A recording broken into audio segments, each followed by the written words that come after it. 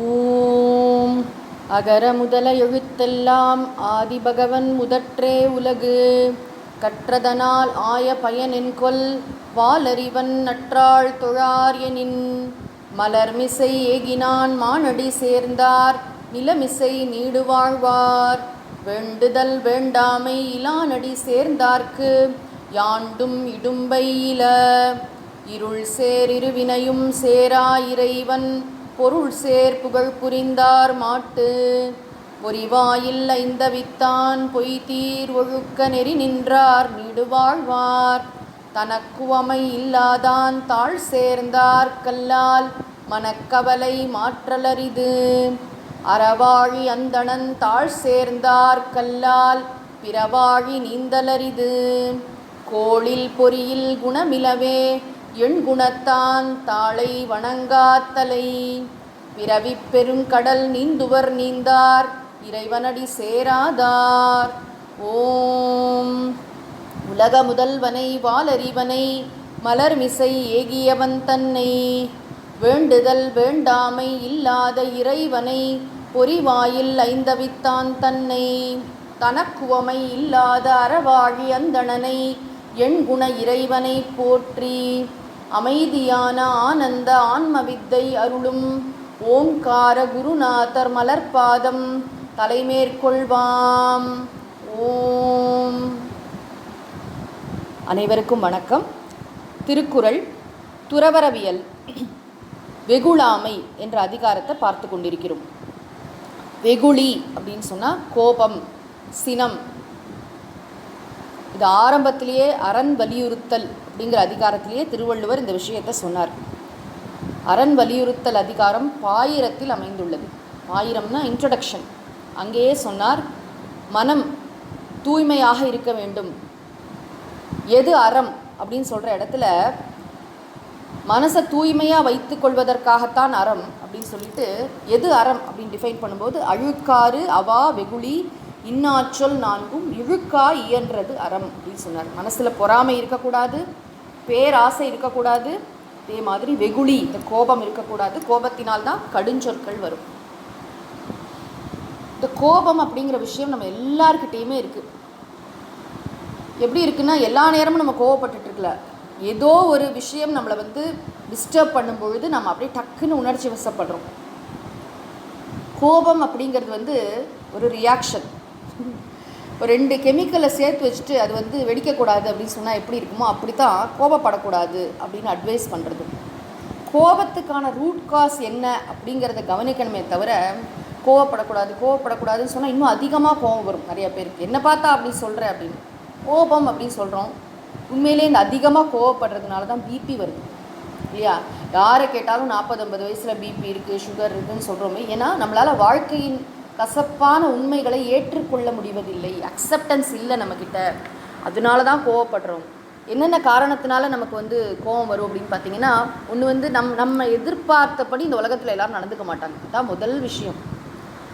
நம்ம மேலேயே நமக்கு சில சமயம் கோபம் வரும். இங்கே சொல்கிறது மற்றவங்க மேலே இருக்கிற கோபம். அந்த கோபத்தை வெளிப்படுத்துவோம் இல்லையா? எப்படி வெளிப்படுத்துவோம்? ஒரு நான் கோஆப்ரேஷன். ஏதாவது ஒரு காரியத்தை சேர்ந்து செய்ப்பா, நான் வரமாட்டேன் அப்படின்வாங்க. கடுமையான வார்த்தைகளை இறைப்பாங்க. அது மட்டும் இல்லை, அந்த நான் கோஆப்ரேஷன்னா ஒத்துழையாமை. ஏதாவது ஒன்று சேர்ந்து செய்யும்போது அதில் எல்லாப்பார் மாற்றிட்டே சொல்லிகிட்டே இருக்கிறது. இது ரொம்ப நுணுக்கமான ஆழமான கவனிக்க வேண்டிய விஷயம். நிறைய பேர் நீங்கள் பார்த்தீங்கன்னா ரொம்ப நல்லவங்களாக இருப்பாங்க, ஆன்மீக வாழ்க்கையில் தான் இருப்பாங்க. ஆனாலும் ஏதோ ஒரு காரணத்தினால அவங்களால மற்றவங்களோட சேர்ந்து வேலையே பார்க்க முடியாது. அதுக்கு காரணம் என்ன அப்படின்னா, மனசில் இந்த ஏற்றுக்கொள்ளுதல் இருக்காது. வாழ்க்கைனா இப்படி தான் இருக்கும். இதில் நன்மை தீமை, வெற்றி தோல்வி, இன்பம் துன்பம் எல்லாம் கலந்ததாக தான் இருக்கும். ரொம்ப பெரியவங்க கிட்ட கூட ஒரு சில தோஷங்கள் இருக்கலாம், இருந்து தான் ஆகணும்னு அவசியம் இல்லை, இருக்கலாம். ஏன்னா யாருமே பெர்ஃபெக்ட் கிடையாது. நம்ம யாரோ ஒருத்தரை ரொம்ப பெர்ஃபெக்ட் நினச்சி அவங்கள ஃபாலோ பண்ணுறோம். அவங்க ஒரு சில சமயம் ஏதாவது ஒன்று மாறி பண்ணும்பொழுது உடனே டக்குன்னு இவங்களுக்கு என்ன ஆகும்? அந்த ஸ்ரத்தாங்கிறது ஆட்டம் காணும். உடனே எல்லாத்தையும் விட்டுட்டு வந்துடுவாங்க. அப்படி அல்ல, எல்லாருக்கும் சூழ்நிலைகள் இருக்கின்றன. இப்போது ஆதிசங்கரர் ஒரு இடத்துல சொல்கிறார், அதாவது பெரியோர்கள் ஏதாவது தவறு செஞ்சால் கூட நீ அதை செய்யக்கூடாது. அப்படி பெரியோர்கள் என்ன தவறு செய்வாங்களே, அவங்கள அறியாமல் தற்பெருமை அடிச்சுப்பாங்களாம். நான் அந்த ஊரில் அப்படிலாம் படித்தேன், இப்படிலாம் வந்தேன்னு சொல்லிப்பாங்களாம். அது நமக்கு பார்க்க தற்பெருமை போல் தெரியும். அப்படி அவர்கள் செய்தாலும் நீ செய்யாத, உனக்கு தெரியுது இல்லையா அது தவறு, நீ செய்யாத, அவ்வளோதான். அதுக்கு மேலே ஐயோ அவங்களே அப்படி பண்ணுறாங்களே, ச்சே நான் வெறுத்துட்டேன் அப்படின்னு சொல்லி உடனே எல்லாத்தையும் தூக்கி போட்டு போகாத. வாழ்க்கையின் குறிக்கோளை மறக்காமல் இருக்க வேண்டும். அதற்கு தான் பிரார்த்தனை, அதுக்கு தான் ஜபம். இறைவா என்னுடைய மனசை டியூன் பண்ணி வை. இந்த மாதிரி எத்தனை டிஸ்ட்ராக்ஷன் இல்லை, நம்ம கொஞ்சம் ஒரு அடி முன்னாடி எடுத்து வைக்கிறதுக்குள்ளே இந்த கோபம் நம்மளை பின்னாடி இழுக்கும், ஆசை ஒரு பக்கம் இழுக்கும். எவ்வளோ பாடுபடுறோம் ஒரு அடி எடுத்து வைக்கிறதுக்குள்ளே. இதே நம்ம வந்து இறைவன்கிட்ட முழுமையாக சரணாகதி பண்ணி என்ன வந்தாலும் சரி ஸ்ரத்தா ஆட்டமே காணக்கூடாது. நான் உன்னை பிடிச்சிருக்கேன்னா 20-30 வருஷம் அதுலேயே தான் நிலச்சி நிற்பேன், என்ன வந்தாலும் சரி அப்படின்னு அந்த சஸ்டெயின் பண்ணுறதுக்கு, தொடர்ச்சியாக கன்சிஸ்டண்ட்டாக இருக்கிறதுக்கு ஒரு பொறுமை வேண்டும். இந்த பொறுமைங்கிறது ரொம்ப ரொம்ப ஆழமான விஷயம். க்ஷமா, இது வந்து வேதாந்தம் படிக்கிறதுக்கு ரொம்ப முக்கியமான ஒரு தகுதியாக சொல்லப்பட்டிருக்கு. வெறும் இந்த குளிர் வெப்பம் இதெல்லாம் பொறுத்துக்கிறது மட்டும் இல்லை, மனிதர்களின் சுடு சொற்களை பொறுத்து கொள்ளுதல், வாழ்க்கையை சில சமயம் அப்படியே புரட்டி போடும் நம்மளை, அதெல்லாம் பொறுத்துக்கிறது. இதெல்லாம் வந்து பொறுமையாக என்ன அந்த நேரத்தில் என்ன பண்ணணுமோ அதை மட்டும் பண்ணிவிட்டு அதுக்கு மேலே அதுக்கு முக்கியத்துவம் கொடுத்து ரியாக்ட் பண்ணாமல் இருக்கிறது. ஆஹா, இங்கே என்னென்னா கோபத்தின் வெளிப்பாடு சினம். என்ன செய்கிறோம் அப்படின்னா கோவப்படுறோம். யார் ஃபஸ்ட்டு குரலே திருவள்ளுவர் அழகாக பாயிண்ட்டை பிடிச்சார். என்னென்னா, நம்மளை விட யார் வலிமை குறைந்தவர்களாக இருக்கிறார்களோ அவங்க மேலே தான் ரொம்ப கோவப்படுறோம். நல்லா யோசிச்சு பாருங்கள். ஏதாவது எனக்கு ரொம்ப ரொம்ப தாங்க முடியாத விஷயம் என்னென்னா, பெரியவங்களோட ஏதோ சண்டைக்கு குழந்தைய போட்டு அடிப்பாங்க சில பேர் வீட்டில். அப்பா கோவமாக இருக்காரு, அம்மா கோவமாக இருக்காங்க, என்னது இது? அப்போ இந்த குழந்தை ஒரு தவறுமே செய்யாத குழந்தை வந்து அப்பாவோட மூடு என்ன அம்மாவோட மூடு என்னன்னு பார்த்து கிட்டக்க போய் பேசணும். யாரை நம்ம வந்து விக்டிமைஸ் பண்ணுறோம், யாரை நம்ம வந்து காயப்படுத்துகிறோம்? நமக்கு தில்லு கிடையாது. நம்மளை யார் திட்டினாங்களோ அவங்கள்ட்ட திரும்ப வந்து விஷயத்தை சொல்கிறதுக்கோ எதிர்த்து நிற்கிறதுக்கோ தில்லு இல்லாமல், யார் நம்ம பேசினா கேட்பாங்களோ, யார் நம்மளை எதிர்த்து ஒன்று செய்ய மாட்டாங்களோ அவங்கக்கிட்ட நம்முடைய கோபத்தை காட்டுறதுங்கிறது எவ்வளோ மோசமான விஷயம். செல்லிடத்து காப்பான் சினம் காப்பான், அல்லிடத்து காக்கின்யன் காவாக்கால் என் முதல் குரலில் சொன்னார் இல்லையா. யார்கிட்ட உன்னுடைய கோபம் செல்லுபடியாகுமோ, யார் வந்து உனக்கு வந்து அவன்தான் உண்மையிலேயே வந்து கோபத்தை வென்றவன். யார்? தன்னை விட வலிமை குறைந்தவர்களிடத்தில் எதிர்த்து ஒன்றும் பேச மாட்டாங்க, அவங்கக்கிட்ட கூட கோவப்படாமல் அமைதியாக இருக்கிறவன் தான் உண்மையிலே பெரிய ஆள். அல்லிடத்து, யாரை எதிர்த்து நீ வாயை கூட திறக்க மாட்டியோ, திறந்தா உன் வேலை போயிடும், உன்னுடைய வாய்ப்புகள் போயிடும், எல்லாமே போயிடுமோ. ஒரு எம்டி பெரிய பாஸ் கம்பெனியோட சிஇஓவாக இருக்காருன்னு அவர்கிட்ட போய் கத்துவியா? நீ கத்த மாட்டேன். வீட்டில் மனைவிட்ட கத்துவான், குழந்தைகள்கிட்ட கத்துவான், யார்யார்ட்டு தெருவில் போகிற வரவன்ட்டுலாம் சில பேர் சண்டை போடுவான். காரணமே இருக்காது, எங்கேயோ இருக்கிற கோபம் எங்கேயோ ரிஃப்ளெக்ட் ஆகுது. இதெல்லாம் நம்ம பார்க்குறோம் சாதாரண வாழ்க்கையில், நடைமுறை வாழ்க்கையில் நம்ம எதிர்கொள்கின்ற விஷயங்களை தான் திருவள்ளுவர் சொல்கிறார். யார் மேலேயோ இருக்கிற கோபத்தை யார் மேலேயோ காட்டுறோம் பார்த்தீங்களா, அதுதான். அது செய்யக்கூடாது. எல்லார்கிட்டையும் இது கோபப்படாமல் இரு. கோபப்படாமல் இருனா என்ன? பொறுமையை கைக்கொள். கோபப்படாமல் இருக்கணுங்கிறதே தியானம் பண்ணி பிரயோஜனம் இல்லை. நான் பொறுமையாக இருக்கிறேன், நான் இதை ஏற்றுக்கொள்கிறேன். எப்படின்னா கிரேஸ்ஃபுல்லாக, கடனழவேன்னு ஏற்றுக்கலை, ரொம்ப ரொம்ப மனப்பூர்வமாக ஏற்றுக்கிறேன், ஆத்மார்த்தமாக ஏற்றுக்கிறேன். ஆமாம், இதுக்கு உலகம் என்பது இப்படித்தான், வாழ்க்கை என்பது இப்படித்தான். அந்த உண்மையை புரிந்து கொண்டு இந்த சாரதா தேவி வாழ்க்கையில் ரொம்ப அழகாக வரும். இந்த அம்மா வந்து அவங்க கூட எப்பயுமே ட்ராவல் பண்ணும்போது 20-30 பேர் போவாங்க. பெரிய கிராமத்தில் எல்லாரையும் சேர்த்துட்டு சமைச்சிட்டு, அந்த காலத்தில் என்ன வசதிகள் இருந்திருக்கும், எங்கேயோ ஒரு வண்டியில் போய் அங்கேருந்து ட்ரெயின் ஏறி அவங்க ஜெயராம்பாடியிலேருந்து கல்கட்டா போகிறதே ஒரு பெரிய ப்ராஜெக்ட். அப்போ சொல்லுவாங்க வந்து அந்த மற்ற பிரம்மச்சாரி சுவாமிலாம் கூட, நீங்களாம் துண்டை உதறி போட்டுன்னு போயிடலாம்ப்பா, நான் அப்படி வர முடியாது. ஏதோ ஒரு இடத்துக்கு கிளம்பணமாக இருக்கும், அங்கே பார்த்தீங்கன்னா சாயங்காலம் கிளம்பலான்னு இருப்பாங்க, சாப்பாடெல்லாம் தயாராக இருக்காது, இப்போ கரண்ட்டு கிடையாது, ரன்னிங் வாட்டர் கிடையாது. நினச்சி பார்க்கணும் அந்த காலங்கள்லாம் எப்படி இருக்கும். அப்போ சமைச்சு சாப்பாடு போட ரொம்ப லேட் ஆகிடும், நைட் ஆகிடும். அப்போ ஒரு சுவாமி வந்து சத்தம் போட்டுட்ருப்பார், என்னது நீ எப்படி கிளம்புறது அப்படின்னு. அப்போ அம்மா சொல்லுவாங்க, எல்லாம் உங்கள் கல்கத்தா மாதிரி நினச்சிக்காதப்பா, இங்கே எல்லாம் அப்படி தான் ஸ்லோவாக தான் நடக்கும், சில சமயம் நம்ம பிளான் பண்ணபடி நடக்கலையா. ஓகே, இந்த பொறுமை அந்த அம்மாட்ட எப்படி இருந்து தெரியுமா. சுற்றி எல்லாம் கால் பைத்தியம், அரை பைத்தியம், முக்கா பைத்தியம், முழு பைத்தியம், அவங்கள வார்த்தைகளால் அப்படியே கொன்னுட்டு இருப்பாங்க எல்லாம். வந்து அவங்க கொஞ்சம் கூட அதனால் பாதிக்கப்படாமல் சிரிச்சுட்டே போயிடுவாங்க. ஆனால் எல்லாருக்கும் எல்லா சேவையும் செய்வாங்க. பார்த்து சும்மா யாருக்கோ சேவை, அவங்க சொந்தக்காரங்கன்னு சேவை பண்ணுறதில்ல. அந்த ஊரில் ஒரு பொண்ணுக்கு காதில் ஏதோ ஒரு நோய் வந்து அப்படி கிட்டக்கவே போக முடியாதபடி நாத்தம் அடிக்குது, யாருமே போக மாட்டேங்குது. அம்மா போய் அந்த பொண்ணை வந்து அவளோட காதில் வந்து மஞ்சள் தண்ணியெல்லாம் ஊற்றி அவளுக்கு நல்ல ட்ரீட்மெண்ட்லாம் பண்ணி, அதாவது யாரெல்லாம் அருவருக்கத்தக்க நம்மக்கிட்டே போக மாட்டோம் அப்படின்னு நினைப்போமோ அவங்களெல்லாம் அம்மா வந்து கூட வச்சு மடியில் போட்டு அவங்களுக்கு வந்து சேவை பண்ணுறாங்க. யாருக்கு உடம்பு சரியில்லைனாலும். ஒரு இன்சிடென்ட் படித்த ரொம்பவே எனக்கு மனசுக்கு டச்சிங்காக இருந்தது. அதாவது ஒரு பெண் வந்திருக்கா, ஒரு வேலைக்கார பெண். வந்திருக்கா, அம்மாட்ட ஏதோ செய்தி சொல்லணும், பக்கத்து ஊர்லேருந்து அனுப்பிச்சிருக்காங்க, வரா வந்து பிரசாதம்லாம் சாப்பிட்டுட்டு நீ இங்கே தங்கிட்டு காலையில் போமா, ஏன்னா திரும்பி ரொம்ப தூரம் நடக்கணும். அந்த பொண்ணு அப்போ தான் மலேரியா, அந்த காலத்தில் ரொம்ப காமன் இல்லையா, அந்த மலேரியா வந்து அப்போ தான் சரியாயிருக்கா, உடம்பு முடியல அவளுக்கு. ஜெயராம்பாடியில் அம்மாவோட ரூம் வெளியிலேயே ஒரு பாயை போட்டு படுத்துக்கோன்னு சொல்லியாச்சு. படுத்துட்ருக்கா. என்ன அசதியோ பாவம், நடந்து வந்த அசதி, உடம்பு முடியல, எல்லாரும் மனிதர்கள் தானே. அவள் வந்து பாயிலேயே சிறுநீர் கழிச்சுடுறான். காலையில் எந்திரிச்சு பார்த்தா ஐயோ என்னடா அப்படி பண்ணிட்டோமேன்னு சொல்லிட்டு அந்த அம்மா என்ன பண்ணுறாங்க, வெளியில் வந்த உடனே தெரிஞ்சிடுது. ஓ அப்படின்னு சொல்லிட்டு அவளை கூப்பிட்டு கொஞ்சம் பிரசாதம்லாம் கொடுத்து அவள்லாம் கொடுத்து நீ இப்பயே கிளம்பு, அப்போ தான் வெயிலுக்கு முன்னாடி ஊருக்கு போய் சேர முடியும் அப்படின்னு சொல்லிட்டு பொண்ணை அனுப்பி விட்டுட்டு அவங்களே அந்த பாயை எடுத்து அலசி அந்த இடத்தெல்லாம் சுத்தம் பண்ணி கொண்டு போய் அந்த பாயை காய போட்டாங்க. இந்த மாதிரி ஒரு விஷயம் நடந்தது யாருக்குமே தெரியாது. தெரிஞ்சால் எல்லோரும் அந்த பொண்ணை திட்டுவாங்க இல்லையா, என்ன இப்படி பண்ணிட்டேன் அப்படின்னு. இதெல்லாம் நம்மளை மீறி இயற்கை உபாதைன்னு சொல்கிறோம் இல்லையா, உடம்பு முடியாதப்போ என்ன பண்ண முடியும், வேணும்ன்ட்டு பண்ணுவாங்களா யாராவது அப்படி? அப்போது அந்த அம்மா வந்து எவ்வளோ இதை பற்றி பேசுறது கூட கிடையாது. அப்புறமா ரொம்ப நேரம் கழிச்சு தான் மத்தியானத்துக்கு மேலே தான் யார் போனா அப்படி கேட்டு அம்மா வந்து நான் தான் பண்ணினேன், அம்மா தான் பண்ணாங்கன்னு இவங்க தெரிஞ்சுக்கிறாங்க. அப்படி தான். ஆக கோவப்படுறதுங்கிறது ரொம்ப எளிது இல்லையா, டக்குன்னு ஒரு வார்த்தை சொல்லிடலாம், டக்குன்னு ஒருத்தங்களை காயப்படுது. அது பண்ணாமல் இருக்கிறது, அங்கே என்ன காரியம் பண்ணணுமோ அதை மட்டும் பண்ணுறதுங்கிறது ரொம்ப உயர்ந்த குணம், தெய்வீக குணம். அப்புறம் 2வது குறளில் சொன்னார், செல்லா இடத்து சினம் தீது செல்லிடத்தும் இல்லதனின் தீய பிற. செல்லா இடத்துன்னா என்ன, தன்னை காட்டும் வலிமை உடையவரை குறித்து யாராவது உனக்கு மேலே இருக்கிற பாஸை நோக்கி இது பண்ணனா சினம் தீது, அவ்வளோதான், வேலையை விட்டு கீழ்ச்சிடுவாங்க, ஒரு ரொம்ப மோசமான விளைவு ஏற்படும். ஆனால் செல்லிடத்தும் இல்லதனின் தீய பிற, ஓ அப்படின்னா என்னோட வலிமை குறைந்தவர்கள்ட்ட காட்டலாமண்ணா, அதனால உனக்கு பாவம் வரும்பா. இன்றைக்கி பார்க்க வந்து உங்கள் வேலைக்காரி தானே, உங்கள்கிட்ட வேலை பண்ணுறவங்க தானே, மெய்டு தானே அப்படின்னு நினைக்கிறோம். அவங்கள கூட நம்ம எப்படி ட்ரீட் பண்ணுறோம் அப்படிங்கிறது ரொம்ப முக்கியம் இல்லையா. நம்மள்கிட்ட வேலை செய்கிறவங்க வசதி குறைஞ்சவங்க தான், வசதி குறைஞ்சவங்க அப்படிங்கிறதுனால அவங்கள வந்து நம்ம எப்படி வேணாலும் ட்ரீட் பண்ணலான்னு அர்த்தம் கிடையாது. அவங்களையும் நம்ம வந்து மரியாதையோட இந்த சென்ஸ் அவங்களுக்கு வேலைக்குள்ள சம்பளம் கொடுக்கணும். அவங்கக்கிட்ட வந்து நம்ம கோபத்தை வெளிப்படுத்தக்கூடாது. ரொம்ப முக்கியமாக வந்து என்ன வேணாலும் பேசுவேன், ஏன்னா நான் பணம் கொடுக்குறேன் அப்படிங்கிற ஆட்டிடியூட் வந்து உதவாது. பிற்காலத்தில் அவங்க மனசு வருத்தப்படுவாங்க இல்லையா. நம்ம ரொம்ப அளவுக்கு மீறி, அதாவது அபாண்டமாக தர்மம் இல்லாமல் சில சமயம் வந்து அவங்கள கோச்சிக்கும் பொழுது, நம்மளோட கோபத்தை வந்து வெளிப்படுத்த ஒரு இது விப்பிங் பாய்பாங்களே, அது மாதிரி ஒருத்தரை வச்சுக்கும் பொழுது அதனால நமக்கு பாபம் ஜென்ரேட் ஆகும். அந்த பாபம் பின்னாடி நமக்கு மிகப்பெரிய துன்பத்தை தரும். ரொம்ப இது அதை காட்டிலும் இது மோசங்கிறார். அதாவது பாஸ் எதிர்த்து நீ பேசினா வேலை தான் போகும், இங்கே கீழே இருக்கிறவங்கள்ட்ட நீ சண்டை போய் அவங்கள வார்த்தையால் காயப்படுத்தின, கோபத்தை வெளிப்படுத்தி அவங்கள அழ வச்சேன்னு சொன்னால் அதனால் உனக்கு பாபம் வரும். இல்லதனின் தீய பிற, இதை காட்டிலும் தீமை இல்லைன்னு சொன்னார். அதனால தான் சொன்னார், மறத்தல் வெகுளியை யார் மாட்டும் தீய பிறத்தல் அதனான் வரும். யார்கிட்டையுமே நீ கோவப்பட வேண்டாம்ப்பா, மீதியாக இரு. எல்லா தீமையும் இந்த வெகுளிலேருந்து தான் வருதுன்னு சொன்னார்.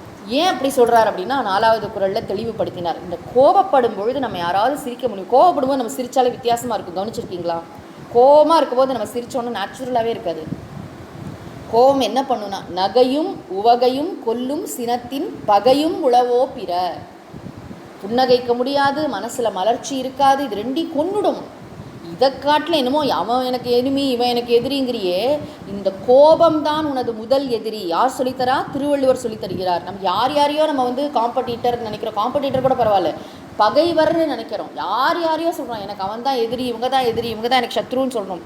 வேறு யாரும் வெளியில் சத்ரு இல்லை, நமக்குள்ளே இருக்கின்ற கோபம்தான் சத்ரு. அர்ஜுனன் ரொம்ப அழகாக ஒரு கேள்வி கேட்பான், மனிதன் தெரிந்தே ஏன் தவறு செய்கிறான்? நமக்கெல்லாம் தெரியாதா என்ன, இது பண்ணினா பாவம் வரும், தெரிந்தே ஏன் தவறு செய்கிறான்? இப்போ கிருஷ்ணர் சொல்வார், இந்த ஆசைதான், இந்த கோபம்தான் மனிதனை தெரிந்தே தவறு செய்ய தூண்டுகிறது.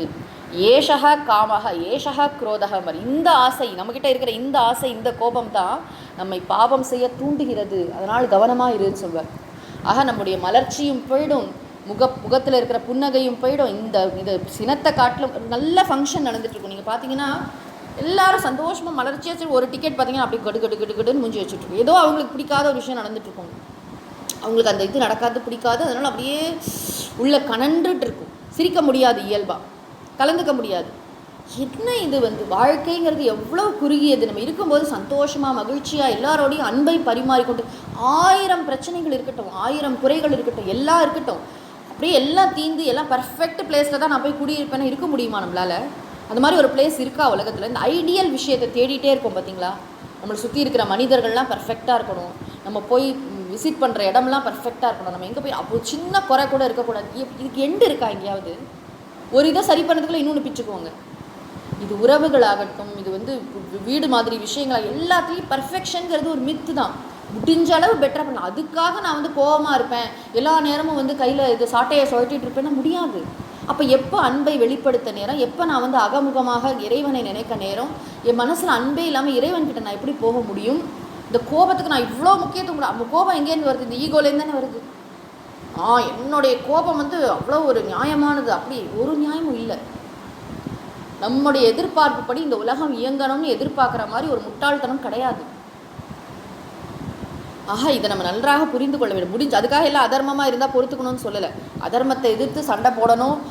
என்ன சொல்கிறது, அங்கே வந்து நியாயமான ஸ்தான கோபம்னு பேர். அந்த கோபம் வேணும். இறைவனே அந்த கோபமாக இருக்காராம். மன்யுரசி மன்யும் மயி தேகி. ராமாயணத்திலே ராமர் என்ன பண்ணார், காட்டில் ரிஷிகள்லாம் வந்து எங்களுக்கு வந்து இந்த மாதிரி இவ்வளோ கஷ்டம் இருக்குதுன்னு சொன்ன உடனே அப்படியா அப்படின்னு சொல்லிட்டு ஓன்னு ஒரு கண்ணீர் வடித்தார் ராமர். கடந்து சென்றார்னு அப்போ கூட நம்ம ராமரை கிரேட்டுன்னு தான் சொல்லுவோம். ஆனால் ராமர் கண்ணீர் மட்டும் வடிக்கலை. ராமர் வந்து அந்த 14,000 ராட்சசர்களை சிங்கிள் ஹேண்டடாக கொள்கிறார். ஒரு ரொம்ப ரொம்ப கம்மியான காலத்தில் 14,000 ராட்சசர்களை லக்ஷ்மணரை கூட கூட்டி தனி ஆளாக அத்தனை பேரையும் காலி பண்ணுறார். அவர் உடம்பு முழுக்க விழுப்புண்கள், ரத்தம் அப்படியே பீறிட்டு வருது ராமரோட சரீரத்துலேருந்து.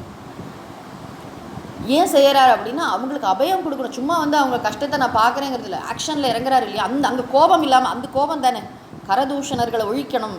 ராவணன் அதர்மம் பண்ணுறான், அவனை காலி பண்ணணும். மன்னிக்க தயாராக தான் இருந்தார். சீதையை கொடுத்துருந்தானா மன்னிச்சு விட்டுருப்பார். விபீஷணன்ட்டே சொல்கிறார் வந்து, நீ இல்லை உங்கள் அண்ணா வந்தாலும் நான் மன்னிச்சு விடுவேன்.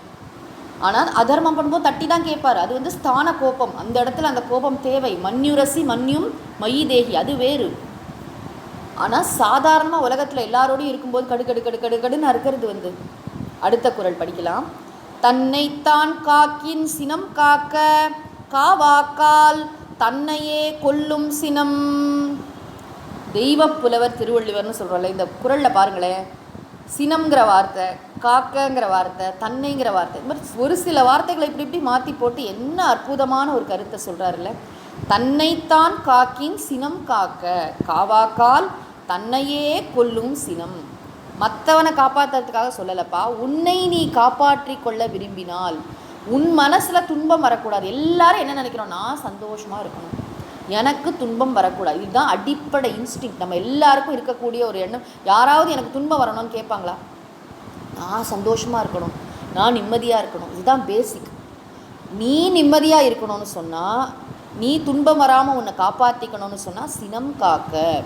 மனசில் வர கோப உணர்ச்சி இருக்கு இல்லையா, அதை வந்து அப்படியே அதை வந்து ஜாக்கிரதையாக அருள் அறிவின் துணை கொண்டு பாதுகாக்க வேண்டும் அப்படிங்கிறார் சுவாமிஜி. பாதுகாக்க வேண்டும்னா வெளிப்படுத்தக்கூடாது. அதை வந்து அதுக்காக மனசில் போட்டு இதுவும் பண்ணக்கூடாது. அதை வந்து ஜாக்கிரதையாக, அது அவ்வளோதான். அந்த நேரம் வரும்பொழுது அதுக்கு ரியாக்ட் பண்ணாமல் இருக்கணும். அவ்வளோதான். மனசில் கோபம் வருது, சரி அப்படின்னு அந்த இடத்த விட்டு நகர்ந்து போகலாம். வேறு என்ன பெட்டராக பண்ணலான்னு யோசிக்கிறதுக்கு தான் ரொம்ப ரொம்ப பொறுமை வேணும் வாழ்க்கையில். வந்து வாழ்க்கை நிதானம் வேணும். இதுக்காக தான் மகான்களுடைய தொடர்பு வேணும். சாஸ்திரங்களை படிக்கணும். இதெல்லாம் ஒன்றுக்குள்ள ஒன்று பின்னி படைஞ்சது. தனியாக நம்ம உட்காந்து எதையும் செய்ய முடியாது. சில மகான்களை பார்த்தா எப்படி இவங்க இவ்வளோ பொறுமையாக இருக்காங்கன்னு அவங்கள பார்த்து நமக்கு இன்ஸ்பயர் ஆகி பொறுமை வரும். நம்ம ஒரு காலத்தில் அப்படி இருந்திருக்க மாட்டோம், இப்போ ரொம்ப பொறுமையாக மாறியிருப்போம். ஆக உன்னுடைய உள்ளத்தை துன்பம் வராமல் பாதுகாத்து கொள்ள வேண்டுமானால் மனதில் உண்டாகும் கோப உணர்ச்சியை கவனமாக கையாள கற்றுக்கொள். Handle the tanker. அருளறிவின் துணை கொண்டு பாதுகாக்க வேண்டும். காவாக்கால், ஒருவேளை பாதுகாக்க தவறினால் அந்த கோபமானது தன்னையே கொல்லும். தன்னையேனா என்ன, ஆள் செத்து போயிடுவான்னு அர்த்தம் இல்லை. தன் மன அமைதியை கொல்லும். துன்பத்தை கொடுத்து உள்ளத்தின் அமைதியை குலைத்து விடும். மன அமைதி இல்லாமல் மனசு முழுக்க பாரம், மனசு முழுக்க துன்பத்தோடு வாழறதெல்லாம் ஒரு வாழ்க்கை. அது செத்த வாழ்க்கைக்கு தானே நிகர். அவன் வாழறான்னு சொல்ல முடியுமா? பாரு, மனசு முழுக்க ஒரே வலி வேதனை. அது அனுபவிச்சவங்களுக்கு தானே தெரியும். அதோட வாழறது ஒரு வாழ்க்கை. அப்போ தானே நிறைய பேர் சொல்லுவாங்க, நான் செத்துட்டேங்க, நான் நடைப்பிணமாக தாங்க வாழறேன்னு சொல்லுவாங்கல்ல. காரணம் என்ன அப்படின்னா, ஏதோ ஒரு கஷ்டம் நடந்ததுனால அப்படி சொல்கிறாங்க. இங்கே திருவள்ளுவர் என்ன சொல்கிறார், நீ கோபத்தை காப்பாற்றிக்கல, கோபத்திலேருந்து வந்து உன்னை நீ விடுவித்து கொள்ளவில்லை என்றால், கோபத்தை கையாள நீ கற்றுக்கொள்ளவில்லை என்றால் அந்த கோபம் உன்னையே அழித்து விடும். ஒரு வார்த்தை, ஒரு டைவர்ஸ் நடக்குதா இல்லையா, ஒரு விஷயம் சொல்லிட்டாங்க, அதனால் ஒரு உறவு அப்படியே முறிந்து போகிறது. ஒரு பெரிய வாய்ப்பு தட்டி போகிறது. எல்லாம் லைஃப்பில் நம்ம பார்க்குறோம். ஒரே ஒரு கோபம், அந்த கணத்தில் கோபமாக நம்ம அப்படி ரியாக்ட் பண்ணாமல் இருந்திருந்தோன்னா வேறு மாதிரி இருந்திருக்கும். இதெல்லாம் நிறைய பேர் பின்னாடி ரெக்ரெட் பண்ணுறதும் உண்டு. இல்லை என்னுடைய முடிவு ரொம்ப ஃபேர்னால் நமக்கு மனசில் அதை பற்றி இது வராது, கில்ட்டோ இல்லாட்டி வந்து இது இன்னும் கொஞ்சம் பெட்டராக நடந்துருக்கலாமோ அப்படிங்கிற சிந்தனை வந்து எல்லாருக்கும் வரும். ஏன்னா நம்ம எல்லா நேரம் உணர்ச்சி பூர்வமாக தான் வேலை பார்த்துட்ருக்கோம். அறிவுங்கிறத கழட்டி ஓரமாக வச்சுட்ருக்கோம். இந்த உணர்ச்சிகளுக்கு முக்கியத்துவம் கொடுத்து வார்த்தைகளுக்கு முக்கியத்துவம் கொடுத்து வாழ்க்கையை தொலைத்து விடுபவர்கள் பலர். அதனால் திருவள்ளுவர் சொல்கிறார், சினம் வந்து மற்றவன் அழிக்கிறது இருக்கட்டும்ப்பா, உன்னை அழித்து விடும். கையில் ஆசிட் வச்சுருந்தா எப்படி இருக்கும்? ஆசிட் வந்து மற்றவன் மேலே எரியறதுக்கு இல்லை, நமக்கே நம்ம கையில் ஆசிட் இருக்கிறது ரொம்ப பாதுகாப்பான விஷயமா. இந்த கோபங்கிறது ஒரு ஆசிட், ஒரு அமிலம் அப்படின்னு புரிஞ்சுக்கணும். அது நம்மக்கிட்ட இருந்ததுன்னு சொன்னால் நல்லது. எப்படியாவது தியானம் பண்ணி கடவுளே மனசுலேருந்து இதை வந்து பொறுமையை தியானம் செய்ய வேண்டும் பார் சுவாமிஜி. ஒரு 6 மாதம் பொறுமை, நான் பொறுமையாக இருக்கிறேன், நான் வாழ்க்கையை அப்படியே ஏற்றுக்கொள்கிறேன். இந்த மாதிரி சென்டென்சஸ் இருக்கு இல்லையா, வாக்கியங்கள். இதை திரும்ப திரும்ப சொல்கிறதே இப்போ பெரிய ஒரு விஷயமா அஃபர்மேஷன்ஸ்னு பேர். பெரிய பெரிய மனோதத்துவ நிபுணர்கள்லாம் இதை சொல்ல ஆரம்பிச்சிருக்காங்க. இது வந்து நீங்கள் சொல்லிகிட்டே இருங்க, நான் அமைதியாக இருக்கிறேன், நான் ஆனந்தமாக இருக்கிறேன். இப்படி சொல்ல சொல்ல சொல்ல எதை நினைக்கிறாயோ அதுவாகவே நீ ஆவாயின்னு சொல்கிறாங்க இல்லையா. இதெல்லாம் யார் சொல்லிக் கொடுத்தாங்க? விவேகானந்தர் 100 வருஷம் முன்னாடி சொல்லிட்டு போயிட்டார்.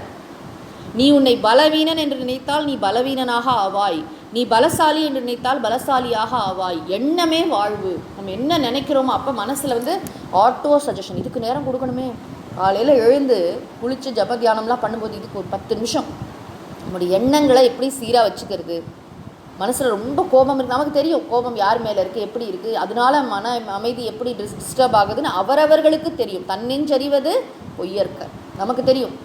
அப்போது நம்ம இதுக்கு மாற்றம், அதுக்காக அந்த கோபத்தை நான் எப்படி ஹேண்டில் பண்ணுறது? ஐயோ கடவுளை, குற்ற உணர்ச்சியில் தவிக்க வேண்டிய அவசியம் இல்லை, நான் அவர்களை மனதார மன்னித்து விட்டேன், அவ்வளோதான். அதுக்கப்புறம் இனிமே உள்ள வாழ்க்கை நான் எப்படி வாழணும்னா, நான் அமைதியாக இருக்கிறேன், நான் ஆனந்தமாக இருக்கிறேன், நான் பொறுமை நிறைந்தவளாக இருக்கிறேன், நான் பொறுமை நிறைந்தவனாக இருக்கிறேன், நான் வாழ்க்கையின் அனுபவங்களை அப்படியே ஏற்றுக்கொள்கிறேன், வேடிக்கை பார்க்கிறேன், என்னால் என்ன முடியுமோ அதை நன்றாக இறைவா உன் அருளால் செய்வேன். இப்படிலாம் நம்மளே மனசுக்குள்ளே எண்ணங்களை போட்டு போட்டு போட்டு போட்டு எப்படி ஒரு குழந்தைகிட்ட வந்து சொல்லிகிட்டே இருந்தால் நல்லா வளருதோ, நல்ல விஷயங்களை போட்டு போட்டு வளர்க்குற குழந்தை ஒரு மாதிரி இருக்குது, உண்மையே கண்டுக்கலேன்னு கேரே இல்லைன்னா ஒரு மாதிரி இருக்கு இல்லையா. அதே மனசுங்கிறது குழந்தை மாதிரி தான். அந்த குழந்தைய நம்ம எப்படி வளர்க்குறோம், குழந்தைய எப்படி நரிஷ் பண்ணுறோம் அப்படிங்கிறது ரொம்ப முக்கியம். பார்த்து சத்து மாவு கஞ்சி அதெல்லாம் எப்படி உடலுக்கு கொடுக்குறோமோ அதே மாதிரி மனசுக்கும் நல்ல எண்ணங்கள் நம் மனமாகிய குழந்தைக்கே தரணும். நல்ல எண்ணங்களை காலம்புற எழுந்து உயர்ந்த எண்ணங்களை மனசில் பண்ணணும். அதுக்கப்புறம் நாளில் ஏதாவது 1-2 வந்தால் கூட நமக்கு அந்த அவேர்னஸ் இருக்கும். காலையில் அப்படி சொன்னோமே, அடுத்த நாள் மறுபடியும் தியானத்தில் உட்காரும்பொழுது பொறுமையாக, இன்னும் பொறுமையாக இருக்கணும், இன்னும் ஐ ஆம் ஆன் த ட்ராக், நான் ரைட் ட்ராக்கில் போயிட்டுருக்கேன் அப்படிங்கிற நம்பிக்கை, கான்ஃபிடென்ஸ் நமக்கு இருக்கணும். அடுத்த குறள் படிக்கலாம். சினம் என்னும் சேர்ந்தாரை கொல்லி, இனம் என்னும் ஏமப்புனையை சுடும். சினம் என்னும் சேர்ந்தாரை கொல்லி, என்ன பேர் கொடுக்குறாரு பாருங்க, சேர்ந்தாரை கொல்லி. சேர்ந்தாரை கொல்லினா தன்னை சேர்ந்ததையெல்லாம் அழிக்குமா. ஒரு ஆள் கோபமாக இருக்காருன்னு வச்சுக்கோங்களேன், அவருக்கு ரொம்ப கோபம் வரும் அப்படின்னா அவர் சுற்றி இருக்கிறவன்லாம் பயந்துகிட்டே தான் வருவாங்க. ஐயோ ரொம்ப கோபக்காரர், ரொம்ப கோபக்கிட்டே போக மாட்டான். சினம் என்னும் கோபம் எனப்படும் சேர்ந்தாரை கொல்லி, தன்னை சேர்ந்ததை அழிக்கும் தீயானது. சேர்ந்தாரை கொல்லிங்கிறது வந்து எதுக்கு பேருன்னா நெருப்புக்கு தான் பேர். நெருப்பு என்ன பண்ணும், தங்கிட்ட வரதெல்லாம் எரிச்சிடும், ஸ்வாஹா பண்ணிடும் இல்லையா. அதே மாதிரி இவர் என்ன செய்வார், யாருக்கிட்ட வந்தாலும் பொசுக்கிடுவார். அந்த தீ என்ன பண்ணும்னா கோபமானது துறவியை மட்டுமல்லாமல் ஏமன தனக்கு பாதுகாவலாக இனம் என்னும் தன்னை சார்ந்துள்ள மெய்ப்பொருளை உணர்த்தும் பேரறிஞர்கள் எனப்படும் புனையை படகையும் சுட்டுவிடும். அதாவது அவரோட கம்பெனியெல்லாம் போயிடுங்கிறாங்க. அதாவது ரொம்ப கோபக்காரராக இருக்காருன்னு சொன்னாக்கா அவர் என்ன செய்வார்னா வார்த்தையை விட்டுட்டே இருப்பார், கோபத்தை வெளிப்படுத்திக்கிட்டே இருப்பார். அவர் ஃபேமிலியில் இருக்கவங்க மட்டும் இல்லை, ஃபேமிலியை விட்டு வந்தாச்சு, இப்போ துறவி ஆகிட்டார் இல்லையா, துறவரவியலில் தானே பேசுகிறாங்க. அவர் இது வந்து வானப்பிரஸ்த நல்லது துறவி. இவரை சுற்றி இருக்கிறவங்கன்னா, இவரை சுற்றி இருக்கிறவங்க எல்லாம் நிறைய பேர் நீங்கள் பார்த்தீங்கன்னா எங்கே கோபம் இருக்கோ அந்த இடத்துல வந்து நிறைய நடிப்பு இருக்கும். யாருமே இவர்கிட்ட இந்த விஷயத்தை சொன்னால் கோவப்படுவார், ப்ரொவோக் ஆவாருன்னு தெரிஞ்சுக்கிட்டு அவர்கிட்ட உண்மையை சொல்லவே மாட்டாங்க. நல்லா கவனித்து பார்த்தீங்கன்னா பொய் தான் நிறையா நடமாடும். ஏன்னா ஏற்றுக்கிற பக்குவம் அவருக்கு இல்லை இல்லையா. அவர்கிட்ட சொன்னால் வந்து கண்டிப்பாக கோச்சிப்பார் அப்படின்னு சொல்லிட்டு வேணும் மாற்றி சொல்லுவாங்க. எல்லாம் நல்லா நடந்தது, அப்படி நடந்தது, இப்படி நடந்ததும்பாங்க. நிறைய நாடகம் சுற்றி நடக்கும். நிறைய பேர் இங்கே என்ன சொல்கிறாரு அப்படின்னா ஏமப்புனைங்கிறது ரொம்ப உயர்ந்த விஷயம். இவர் யாரையோ சார்ந்திருக்காரு இல்லையா, அந்த அறிஞர்கள் இவருக்கு பாதுகாப்பாக இருக்கக்கூடிய அறிஞர் பெருமக்கள், சான்றோர்கள், மகாத்மாக்கள் இருக்காங்க இல்லையா, அந்த படகை அதுதான் அதை வச்சு தான் பிறவி கடலையே நம்ம தாண்ட போகிறோம். அது படகு, அந்த சத்சங்கம். அந்த சத்சங்கத்தை கூட வந்து சுட்டுடும், அவங்களுக்கு ஒன்றுமே ஆகாது. இவன் அதுலேருந்து விலகி வந்துடுவான். நீங்கள் பார்க்கலாம், எத்தனையோ பேர் வந்து அழகாக போயிட்டே இருப்பாங்க, திடீர்னு என்னமோ ஒன்று அங்கே ஒரு வார்த்தை சொல்லிட்டாங்கன்னு அதுக்கப்புறம் போகிறது அப்படியே நிறுத்திடுவாங்க. யாருக்கு நஷ்டம்? நமக்கு தான் நஷ்டம். அவங்களுக்கு ஒன்றுமே நஷ்டம் இருக்காது. அந்த மகாத்மாக்கள், சான்றோர்கள் அப்படியே அவங்க பாதையில் போயிட்டு இருப்பாங்க. அவர்களுடைய தொடர்பு அருந்து போகும் கோபத்தினால். புரிகிறதா? எவ்வளோ பெரிய விஷயம் இது. வந்து யார் சொல்லிக் கொடுப்பாங்க? இப்போது ஒரு சாதாரணமாக ஒரு உதாரணம் சொல்லுவாங்க, நான் நிறையா சொல்லியிருப்பேன் இந்த வகுப்புகள்லேயே. ஒரு இரும்பு சங்கிலி இருக்குது, அது வந்து கட்டாயிடுச்சு, துண்டு துண்டாகிடுச்சுன்னா தூக்கி போட்டுடலாம். அதுக்கே இரும்புக்கே விலை அதிகம், அதே போட்டாலே பைசா கிடைக்கும். அதே ஒரு தங்க சங்கிலி அருந்து போச்சுன்னா தூக்கி குப்பையிலையா போடுவோம்? எப்படியாவது சரி பண்ணி வச்சுப்போம் இல்லையா? எங்கேயாவது கடைகளை கொண்டு போய் கொடுத்து இந்த வேறு இதுவாக மோதிரமாக மாற்றுங்க, நகையாக வளையலாம் மாற்றுங்கன்னு சொல்கிறோம் இல்லையா? அதே மாதிரி இந்த மகான்களோட ஏதாவது சண்டை கிட்ட வந்தால் கூட மறுபடியும் போய் நமஸ்காரம் பண்ணி சரி பண்ணிக்கணும். ஏன்னா நமக்கு வேணும் அந்த சத்சங்கம். அவர்களுடைய கம்பெனி நமக்கு ரொம்ப ரொம்ப முக்கியம். இது மட்டும் இல்லை, ஒரு துறவிக்கு வந்து அந்த மகான்கள் சுற்றி எல்லாரோடையும் அவர் எப்படி பழகிறார்? ஏன்னா முதல்ல அதிகாரம் என்ன சொன்னார்? அருளுடைமை. அதை மறக்கக்கூடாது. அருளோடு இருக்கணும். ஒரு மனசில் கருணை ததும்புபவராக, இரக்கம் நிற்கவராக இருக்கணும் இந்த துறவி. இவரை சுற்றி மகான்கள் மட்டும் இல்லை, சாதாரண மனிதர்களோடையும் இந்த துறவி பழகிறாரு. அப்போ இவர்கிட்ட போய் ஒரு விஷயத்த சொன்னால் அவர் ரொம்ப கோச்சுப்பாருன்னு யாராவது போவாங்களா அவர்கிட்டக்க? ஏதாவது உண்மையான தகவல் அவர் காதுக்கு போக வாய்ப்பு இருக்கா? கிடையவே கிடையாது. ஆக நம்ம வந்து அவைலபிளாக இருக்கிறது, அதோட ரொம்ப முக்கியம் வந்து அவங்க என்ன சொன்னாலும் அதை அப்படியே கேட்டுக்கிறது. உடனே வந்து ஒரு விஷயத்த சொல்லணுன்னோ காரியத்தில் இறங்கணும் அவசியம் இல்லை. அவங்க சொல்கிற ஆக்சசிபிளாக இருக்கிறதுன்னு ஒரு விஷயம் இருக்குது இல்லையா? ஆக்சசிபிலிட்டி. போய் சொல்லலாம், சாமிகிட்ட இந்த விஷயத்த சொல்லலாம், பகிர்ந்து கொள்ளலாம். சில பேர் ஜஸ்ட்டு அவங்களுக்கு சொல்யூஷன்லாம் வேண்டாம், பிரச்சனையை சொல்கிறதுக்கே வருவாங்க இல்லையா? இவர் எப்பேற்பட்ட கவுன்சிலிங். இங்கே வந்து கவுன்சிலிங்கிற வார்த்தையெல்லாம் இப்போ தான் நம்ம கேள்விப்படுறோம். ஆனால் இந்த மகான்கள் எத்தனையோ காலமாக கவுன்சிலிங் கொடுத்துட்டே வந்திருக்காங்க. எத்தனையோ இல்லறத்தார், எத்தனையோ துறவிகள் எல்லாருக்கும் வந்து இவங்க வாழ்க்கையில் ஏற்படுற அப்பப்போ வருகின்ற பிரச்சனைகளுக்கு இவங்க வந்து தீர்வு சொல்லிட்டு இருக்காங்க. இப்போ அந்த மாதிரி ஒரு இடத்துல இருக்காங்க அப்படின்னும்போது அவங்க எவ்வளோ பொறுப்புணர்வோடு இருக்கணும். அவங்க கோபத்தினால மற்றவங்களை வந்து சுற்றக்கூடாது. ஏமப்புனையை சுடும். மகான்களோட சங்கமே அருந்து போகும். பெரிய இது நஷ்டம் இது. வந்து சினம் என்னும் சேர்ந்தாரை கொல்லி. சினம் என்ற நெருப்பானது உனக்கு வந்து சத்சங்கத்தையே அழிச்சிருப்பாங்க கூட யாருமே சேர்த்துக்க மாட்டாங்க. ரொம்ப ஒன்றுமே இல்லை. ஒரு சிம்பிள் எக்ஸாம்பிள் சொன்னேன். ஒரு யாத்திரை போகிறோம், அதில் ஒருத்தர் எல்லாரையும் திட்டிகிட்டே இருக்காருன்னு வச்சுக்கலாம். எல்லாரையும் திட்டுறாரு, ஒரே பிபி இதுபடி கத்திகிட்டே இருக்காரு, எல்லாரையும் ஏதோ ஒன்று சொல்லிகிட்டே இருக்காரு, அப்படியே நசன்னு இது பண்ணுறாருன்னா அடுத்த வாட்டி என்ன பண்ணுவாங்கன்னா அவர்கிட்ட சொல்லவே மாட்டாங்க யாத்திரை போகிறோம் இல்லையா? சாதாரண நடக்குதா இல்லையா? அது அவர் அவாய்ட் பண்ணணுங்கிறது கூட இல்லை. அவருக்கு ஏதோ கஷ்டம் போல இருக்குது அப்படின்னு நினைப்பாங்க வந்து. ஆக நம்மளுடைய ப்ரெசன்ஸ் எப்படி இருக்கணும்னா ஒரு இனிப்பாக இருக்கணும். நம்ம அங்கே வேல்யூ அடிஷன் பண்ணணும். நம்ம அங்கே இருக்கோமா, 2 ஜம் காலத்தை மடித்தோமா, ஏதாவது வேலை பார்த்தோமா, உற்சாகமாக 4 பேருக்கு உதவி அப்படி இருந்தால் ரொம்ப இதுவாக இருக்கும். வாழ்க்கைங்கிற யாத்திரையில் கூட நம்ம இருக்கிறது வந்து ரொம்ப மற்றவங்களுக்கு கஷ்டமாக இருக்குது, மற்றவங்களை நம்ம காயப்படுத்திட்டே இருக்கோம்னா யாருமே நம்ம கம்பெனியை விரும்ப மாட்டாங்க. இது துறவிகள்னு இல்லை, வீட்லேயே பாருங்கள். அப்பாடா அவர் ஆஃபீஸ் போனார், அப்பாடா அந்த அம்மா கிளம்பினாங்க, என்ன இருக்குது? அப்படி வாழ்வாங்களா இந்த வாழ்க்கை? வந்து இவ்வளோ கோபத்தை வெளிப்படுத்தி ராட்சசி மாதிரி பேச முடியும், ராட்சசர் மாதிரி பேச முடியுமா? அப்படி தான் பல நேரங்களில் நம்ம ஆயிடுறோம். நமக்குள்ளே இருக்கிற ராட்சச குணம் தான் வெளிப்படுது. அதனால் என்ன ஆகுது அப்படின்னா மற்றவர்களுடைய இதை வந்து வெளிப்படையாக நம்மக்கிட்ட வந்து ஷேர் பண்ணிக்கிற அந்த ஸ்பேஸை நம்மளே கட் பண்ணிடுறோம். அவங்க யாரும் நம்மக்கிட்ட ஒரு விஷயத்த சொல்லவே தயங்குவாங்க. சொல்லலாமா வேண்டாமா, சொல்லலாமா வேண்டாமா? ஏன்னா குழந்தைங்களுக்குலாம் ரொம்ப முக்கியம் வந்து அம்மா அப்பாட்ட ஃப்ரீயாக பேசணும். குழந்தைங்க இது நடந்தது, இந்த குட் டச்சு பேட் டச்செல்லாம் சொல்லணும். சொன்னாலே அப்பா கோச்சு பாருன்னா எப்படி அந்த குழந்தை சொல்லும்? சொல்கிறதுக்கான ஸ்பேஸ் கொடுத்துருக்கோமா நம்ம? ஒரு மனைவியோ குழந்தையோ கணவனோ அவர்களுடைய பிரச்சனையை வந்து இன்னொருத்தட்ட சொல்கிறதுக்கு அதுக்கான ஸ்பேஸ் எங்கே இருக்குன்னா கோவப்படாதவன்ட்டு தான் இருக்கும். இது இல்லறத்தாருக்கும் பொருந்தும், துறவிக்கும் பொருந்தும். அடுத்த குறள். சினத்தை பொருள் என்று கொண்டவன் கேடு, நிலத்தரைந்தான் கை பிழையாதற்று. சினத்தை பொருள் என்று கொண்டவன். சில பேருக்கு ரொம்ப பெருமை இதில். பயங்கர கோவக்காரன், பிடிச்சி லெஃப்ட் ரைட் வாங்கினல்ல, என்ன பண்ண தெரியுமா, இதெல்லாம் பெருமையாக அவர் பேச பிடிச்சி நல்லா கொடுத்தேன், வாயே திறக்கலை அப்படின்னு ஏதோ பெரிய யுத்தத்தில் போய் ஜெயிச்சுட்டு வந்த மாதிரி சில பேர் பேசிகிட்டு இருப்பாங்க.